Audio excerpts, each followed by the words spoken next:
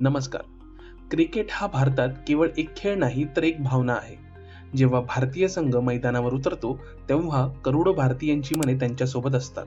2026च्या T20 विश्वचषक स्पर्धेत भारतीय संघाने पुन्हा एकदा आपली ताकद सिद्ध करत जगावर वर्चस्व गाजवले.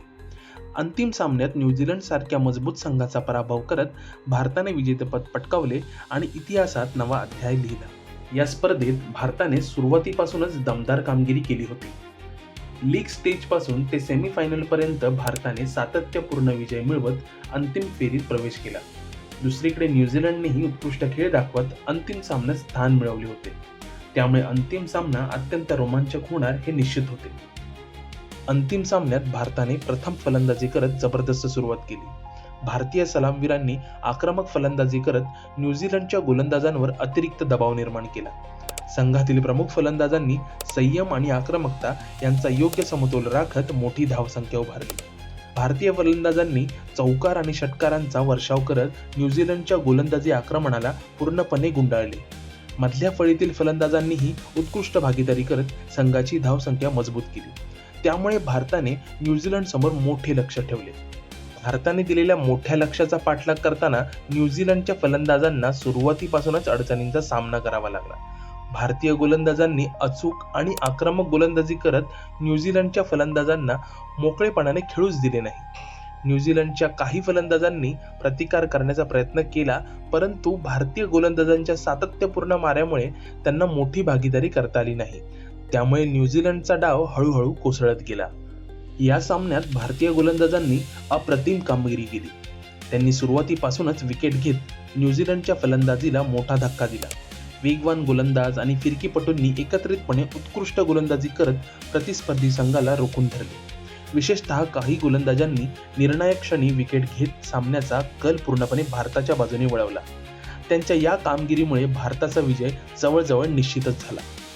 भारतीय संघाने या सामन्यात केवळ फलंदाजी आणि गोलंदाजीच नव्हे तर क्षेत्ररक्षणातही उत्कृष्ट कामगिरी केली. अनेक अप्रतिम झेल आणि अचूक थ्रोमुळे न्यूझीलंडच्या फलंदाजांवर अतिरिक्त दबाव निर्माण झाला. क्षेत्ररक्षणातील या चमकदार प्रदर्शनामुळे भारतीय संघाची एकूण कामगिरी अधिक मजबूत झाली. या विजयामागे केवळ एखाद्या खेळाडूची कामगिरी नव्हती तर संपूर्ण संघाच्या एकजुटीचे योगदान होते. प्रत्येक खेळाडूने आपल्या भूमिकेनुसार जबाबदारी पार पाडली आणि संघाला विजय मिळवून दिला. कर्णधाराचे नेतृत्व, प्रशिक्षकांचे मार्गदर्शन आणि खेळाडूंचा आत्मविश्वास यामुळे भारताने हा मोठा विजय मिळवला. भारताचा विजय होताच संपूर्ण देशात आनंदाचे वातावरण पसरले. रस्त्यांवर, घरांमध्ये आणि सोशल मीडियावर भारतीय चाहत्यांनी मोठ्या उत्साहात जल्लोष केला. क्रिकेट प्रेमींनी फटाके फोडत आणि तिरंगा फडकवत संघाचे अभिनंदन केले. हा विजय केवळ भारतीय क्रिकेटसाठीच नव्हे तर संपूर्ण देशासाठी अभिमानाचा क्षण ठरला. T20 विश्वचषक 2026 मधील हा विजय भारतीय क्रिकेटच्या इतिहासात अत्यंत महत्त्वाचा मानला जात आहे.